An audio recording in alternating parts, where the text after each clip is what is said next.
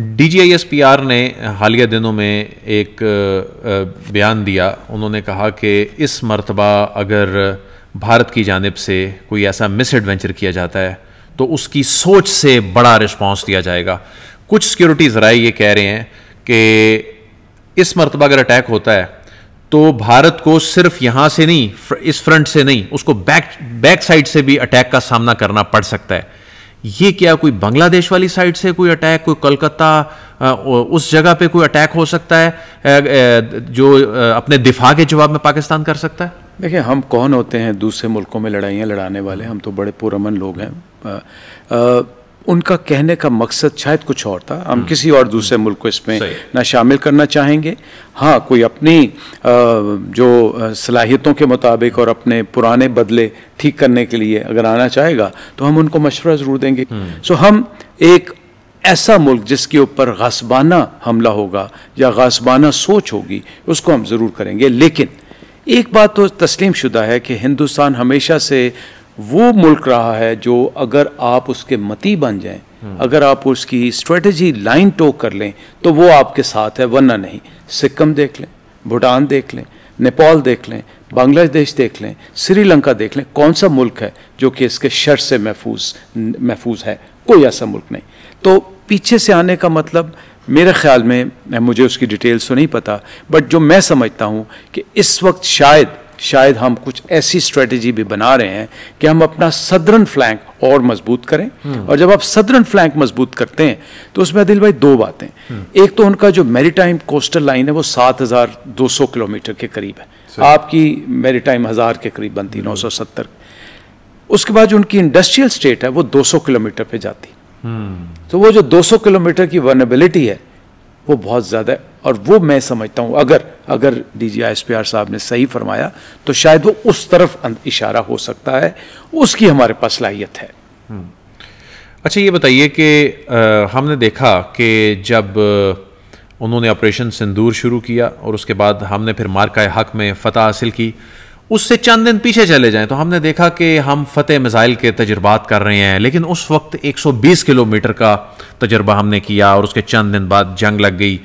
हमारी दिफाई तैयारी जो है वो इस मरतबा पहले से ज़्यादा नज़र आ रही है। इस मरतबा तो हमने 750 किलोमीटर रेंज का मिसाइल जो है टेस्ट किया है। ये क्या मैसेज है? यानी उस वक्त 120 हमने उस वक्त चलाया भी फतेह 1, और इस मरतबा क्या हम फतेह 4 चला देंगे जो कि 750 किलोमीटर रेंज की सलाहियत रखता है? आदिल भाई, बहुत सी चीज़ें ऐसी होती हैं जो कि सीनों में होती, बहुत सी चीज़ें ऐसी होती हैं जो कि आप एक्सपोज करते हैं। अब जो आपने बताया, मैं अभी ऐसे आते हुए देख रहा था, मैं आपकी वजह से ये देखना चाहूँगा। आपके पास नसर जो आप पहला मिसाइल है, फिर अब्दाली है, फिर गजनवी है, फतेह की मैंने अभी बात नहीं की, फिर शाहीन 1 है, शाहीन 2 है, शाहीन 3 है, बाबर 1 है, बाबर 2 है, बाबर 3। मैं इनकी रेंजेस नहीं बता रहा, मैं इन पे ये भी नहीं बता रहा कि ये कितने किलोमीटर दूर तक जा सकते हैं। मैं चंद एक इशारे ज़रूर बताऊंगा। पहले तो ये एक जो ख़ास रेंज है ये टैक्टिकल वेपन से लेके लॉन्गेस्ट पॉसिबल रेंज पे जाता है। दूसरा जो हाईएस्ट रेंज वाले शाहीन सीरीज़ हैं वो रेडार की नज़र से ओझल हो जाते हैं, स्काई में जाके आते हैं, टेक्निकलिटीज़ में नहीं जाते। सबसे बड़ी बात है कि इनके ऊपर जो वॉरहेड ले जाने की सलाहियत है वो दोनों किस्म के हैं, कन्वेंशनल भी और न्यूक्लियर भी। इसके बाद जो मिनिमम रेंज है वो अगर शुरू करते हैं हम 70 से 100 किलोमीटर जो कि आर्टिलरी और फ्रंट पे चलती है, तो लॉन्गेस्ट पॉसिबल ये 2600 से 2800 किलोमीटर तक जा सकते हैं। अब कितना वेपन ले जा सकते हैं, किस प्रिसीजन से जा सकते हैं, वो अल्लाह ना करे वो वक्त आए, लेकिन ये मैं आपको जिम्मेदारी के साथ बता सकता हूँ कि उसकी एक्यूरेसी कुछ मीटर्स में है। तो नरेंद्र मोदी जो है वो पागलपन में 1.5 अरब लोगों को तबाही के धाने पे लेके जाना चाहता है। यही हमारा अलमिया है, हमारा असल सोच ही है। हम ये कहते हैं कि तुम 1.4 अरब की आबादी के करीब के मुल्क हो, उसके बाद इसका इम्पैक्ट क्या सिर्फ इसी खत्ते में आएगा? नहीं, ये पूरे साउथ ईस्ट एशिया में आएगा जिसकी आबादी 2.2 बिलियन से भी बढ़ जाती है। फिर आपकी अपनी आबादी जो आपने बताया उसमें मेरे ख्याल में 70 से 80% गरीब लोग हैं, और वो लोग हैं जो फुटपाथों पे प्लॉट नंबर लेके सोते हैं। इस अल्लाह के बंदे को जिसने रिगिंग से, अभी तो प्रूफ भी हो गया, रिगिंग से दोनों इलेक्शन जीते, और अब वो तीसरे इलेक्शन की तैयारी में उस सतह पे जाना चाह रहा है जो कि सिर्फ और सिर्फ आरएसएस की जो 100 साल तारीख है उसको मज़ीद ये स्याह खून से रंगने के मुतरादिफ। और आपको ये भी पता है कि आरएसएस वो तंजीम है जिस पे हिंदुस्तान के अंदर पाबंदी लग चुकी, और नरेंद्र मोदी साहब अमेरिका में नॉन वांटेड थे, जो इन्होंने गुजरात में कत्लगारी की, जो इन्होंने ईसाइयों के साथ किया। तो ये बिल्कुल एक जुनूनी शख्स है, और इसको अगर आप लिंक करते हैं तो ये नेतन्याहू का बहुत बड़ा दोस्त है, जो कि एक इंसान, अगेन उसको इंसान कहलाना भी इंसानियत की तौहीन। जो हालिया जंग में नेतन्याहू ने मोदी को सपोर्ट किया, टेक्निकल उनके एक्सपर्ट्स जो थे वो भारत में मौजूद थे, अभी भी ये जो पर तोल रहे हैं, और इजराइल और भारत का जो गठजोड़ है पाकिस्तान मुखालिफ, लेकिन पाकिस्तान ने भी जिस तरह से रिस्पॉन्ड किया और जंग जीती, क्या ये इजराइल के लिए भी मैसेज नहीं था, और आगे क्या होने जा रहा है?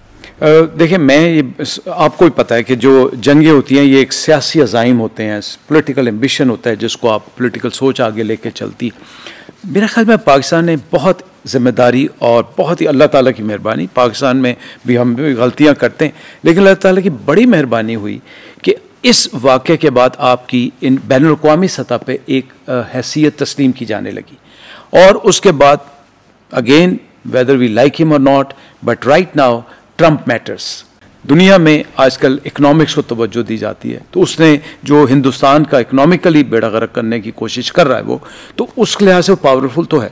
अगर आप अमेरिका के साथ इस वक्त गुडी में हैं, गुड बुक्स में हैं, तो वो इजराइल के पास लीवरेज उतनी नहीं रहेगी, लेकिन इजराइल और हिंदुस्तान का गठजोड़ आज भी है, आइंदा भी रहेगा।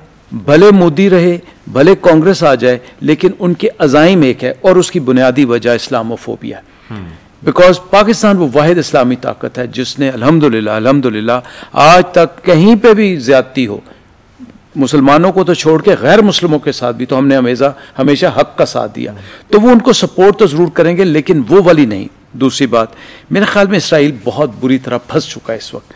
$70 बिलियन से ज़्यादा उसको खर्च करने पड़े हैं गज़ा पे। अभी वो 4.6 बिलियन का नया पैकेज लेके आ रहा है अमेरिका से। कोई एक हद, फिर बैनुल-अक़वामी तौर पे भी इसराइल बहुत हद तक तन्हा है, बहुत हद तक। जितने यूरोपियन मुल्क हैं, यूनाइटेड नेशंस में उसने आपने देखा कि इसराइल की तारीख की तन्हाई है ये। तन्हाई 193 में से 150 मुल्कों ने उसके खिलाफ वोट दिया। So that means it is also heading towards a disaster, but we can never lower our guards.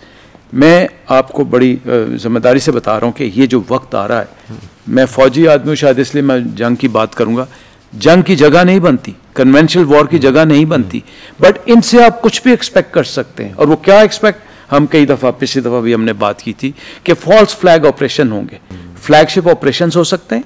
Air force मेरा मानना है इंडिया की अभी उस काबिल नहीं है, तो फिर ये रॉकेट जो उनके मिसाइल हैं या ड्रोन हैं, उनके थ्रू ऐसा कुछ करेंगे कि ये, मैं अल्लाह ना करे, मैं आपको एक मैसेज देना चाह रहा हूँ, हो सकता है ये सरकरी की तरफ चढ़ दौड़ें, हो सकता है ये कश्मीर की तरफ कुछ एरिया को ऑक्यूपाई करने की कोशिश करें। अच्छा, मैं आप इस पर जो मेरा तज्जिया, जो नई चीज तो ये जरूर करेंगे। यानी इस मरतबा ये अपने तैयारे फिजा में इसलिए नहीं भेजेंगे कि वो पाकिस्तानी गिरा देते हैं, और इस मरतबा वो मिसाइल से अटैक कर सकते हैं, तो हमारा डिफेंस सिस्टम जो है क्या इतना कैपेबल पहले से ज़्यादा हो चुका है? देखिए, टाइम गैप तो बहुत कम था, इसमें यह नहीं हो सकता कि दिन रात आप उस टेक्नोलॉजी को ले आएँ कि जब आप कहें कि जब हम इनके लिए, ब्राह्मोस के लिए बिल्कुल शील्ड बन चुके हैं, ऐसा नहीं है।